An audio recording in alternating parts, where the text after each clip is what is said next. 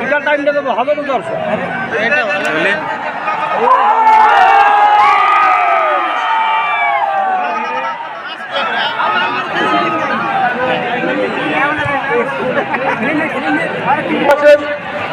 আমাদের অন্যতম আমাদের সবসময় সঙ্গী মাননীয় অরূপ খা মহাশয় আছেন, আমাদের মাননীয় গৌতম আছেন। গৌতম আমাদের এই খেলার অন্যতম লড়াইয়ের সঙ্গী।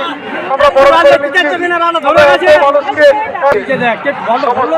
ভালোবাসা আমাদের শ্রদ্ধা মিশিয়ে বরণ করে দিচ্ছি। খেলা টান টান জমে উঠেছে।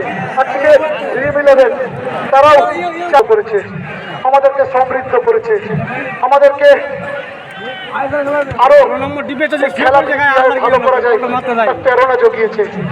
তারা স্বনামধন্য মানুষ, দিকপাল মানুষ, তারা নিজ নিজ ক্ষেত্রে অত্যন্ত দক্ষ, অত্যন্ত সুচার। সবসময় বলেছে পাশে আছি, লড়াই করো ভাই, লড়াই ছাড়া পৃথিবীতে কিচ্ছু হয় না।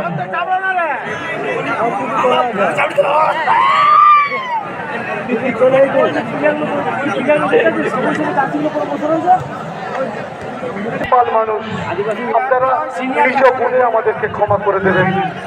বড় কাজ করতে গেলে কিছু কিছু ভুল তো হবেই। আপনারা প্রত্যেকেই গুণী মানুষ, আপনারা ক্ষমা করে দেবেন, আপনারা আমাদের পাশে থাকবেন। সব মিলিয়েই আজকের টুর্নামেন্ট স্বপ্ন দেখার টুর্নামেন্ট। ভবিষ্যতে কেমন হবে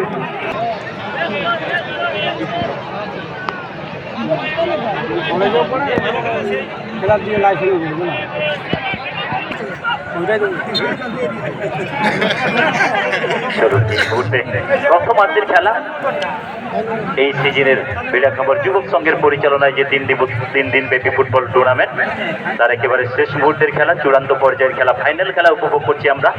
যে দুই শক্তিশালী দলের মধ্যে, অর্থাৎ এই গ্রুপের শক্তিশালী দল ড্রিম11 বাড়ি মানবাজার পুরুলিয়া নীল সাদা রঙের জার্সি গায়ে আমরা দেখতে পাচ্ছি, এবং অপর প্রান্তে লাল রঙের জার্সি গায়ে বি গ্রুপের শক্তিশালী দল আজিম অ্যান্ড রোহন 11 কুড়া বেলিয়াতুর। দুই দলের মধ্যে এখনো পর্যন্ত কোনো দল স্কোর লাইনের পরিবর্তন নিয়ে আসতে পারেননি, যার জন্য 0-0 অবস্থার বর্তমান স্কোর লাইনের মধ্য দিয়েই আক্রমণ জারি রেখেছেন।